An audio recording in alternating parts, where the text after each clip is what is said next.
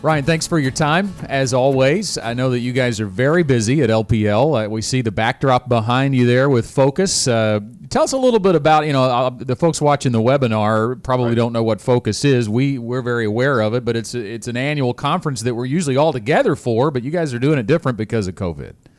Well, that's right, guys. This year, clearly with everything going on, it's our annual conference. We have, maybe 5, 6, 7,000 people come. We've done different cities. We were supposed to be in Chicago this year, but we had to pull the switcheroo, I guess as we call it. And we're using a company out in Denver, actually, where Focus is, ironically, next year, hopefully in person. And they're helping us create a virtual conference. And there are so many moving parts and pieces. Just this little backdrop I have behind me is one small example of it. But it's going to be neat. I mean, we're still having some big speakers, Colin Powell, Madeleine Albright, all the regular LPL faces.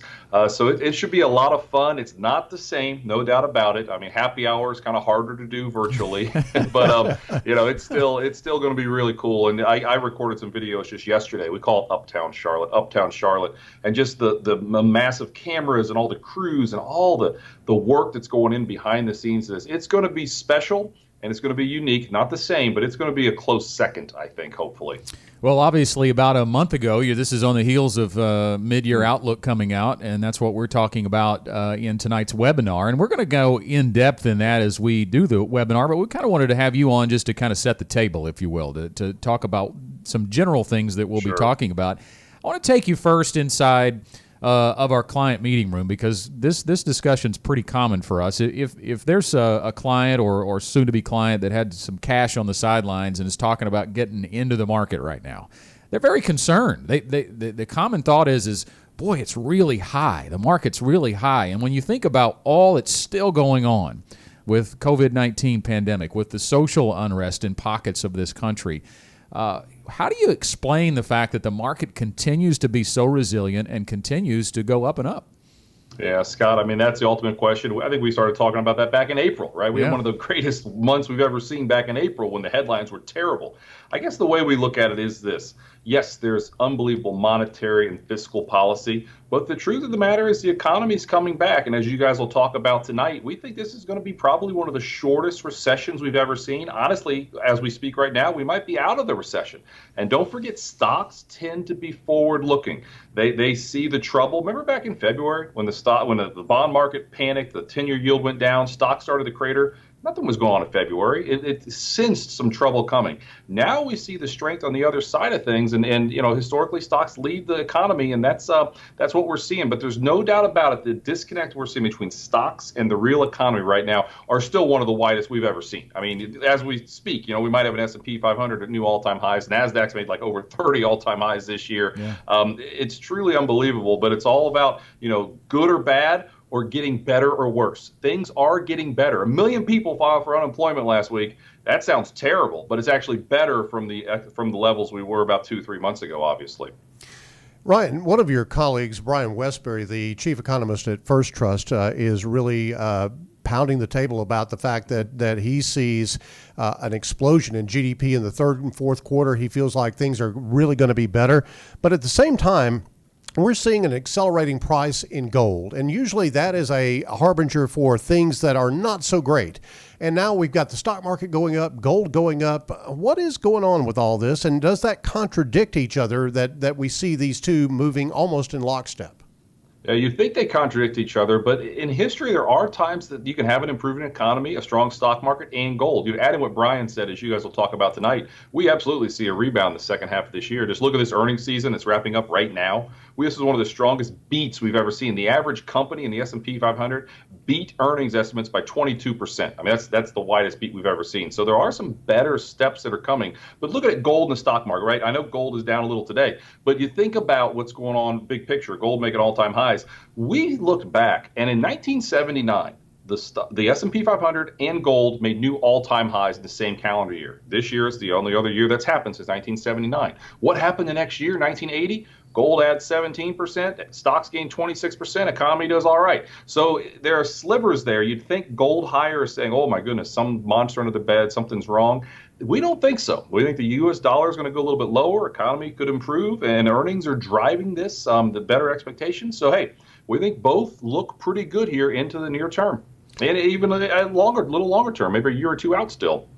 So let's talk a little bit about how LPL Research is positioning portfolios right now. You have traditionally one of the most volatile times in the market coming up and you have an election year on the back end of that. Obviously, I don't know if anything's traditional about 2020, but certainly if you look historically, this could be a volatile time, and with everything going on, you would expect that. And for reference, for those watching that don't know, we use LPL Research guidance to manage our clients' portfolio. So this is a very important thing for us, for our clients. And tell us a little bit about what you're doing inside of those portfolios right now. Yeah, I mean, fortunately, we have had a slight growth tilt here. Growth has done very, very well relative to value. We still like that second half of this year. And it's interesting, you think about growth stocks. You look back at market history, guys, when you have a weak-ish economy and weak-ish inflation, like we see, I mean, I know we're talking about the economy coming back, but it's coming back off such low levels.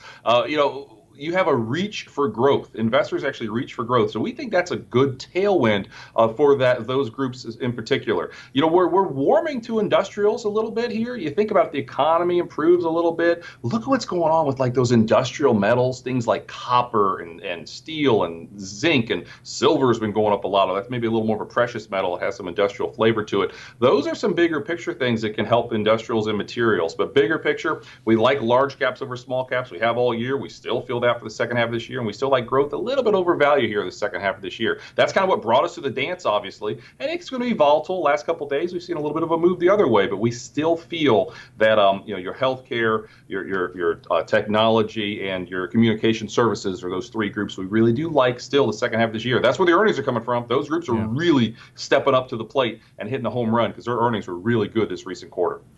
Ryan, we're about to get to it. Outlook, mid-year outlook 2020.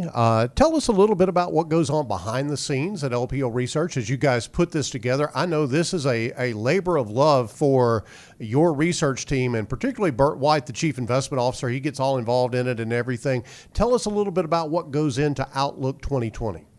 Well, John, I mean, it is literally, I always say we should keep track. It's hundreds and hundreds of man hours total. I mean, our team, we have many different meetings doing the big picture view, and it's a lot of fun discussions. I mean, honestly, since we've released it 5-6 weeks ago, what's happened? Stock market just keeps going higher, right? So it's almost like, there's always these changes. There's always things to discuss. But what's neat about it, we have, yes, the PDF version that you can just read. But if you go to like LPL.com, you can see like a live version, and you can read it, and it kind of moves, and it has life to it. We've done podcasts for it. We've done videos for it. We've done client letters for it, executive summaries for it. There's so many different ways I think that, advisors can share, or you guys can share with your clients, or clients can just read about. Because sometimes people don't want to read 3,000-4,000 words. Honestly, that's fine. People want maybe a 90-second video kind of explaining what you're seeing. So there's different ways what we've learned. It's the Wayne Gretzky quote, skate to where the puck's going to be, not to where the puck is. We've got these ideas. We write them out there, but it's how we communicate them, I think, which is so different than when I started LPL 4 or 5 years ago. It's really neat to see the evolution, if you will. But we still have, as you can see behind me and behind you guys there, just the unbelievable use of our marketing, communications, and design team that makes it look and feel so special and unique that really no other broker-dealer has. Well, it's such a great point you bring up. If you can't disseminate the information, if you can't offer help doing that, it really doesn't do anybody any good. And you guys are always so good with the charts and the graphs, and they do tell a really clear story. And the viewers of this webinar are going to get a chance to see some of that in the next couple of minutes. We're going to let you go, Ryan. We appreciate the time so much, and thanks for being with us. Thank you, guys. Honored to be here. Big fan, and everyone have a great night tonight at the presentation.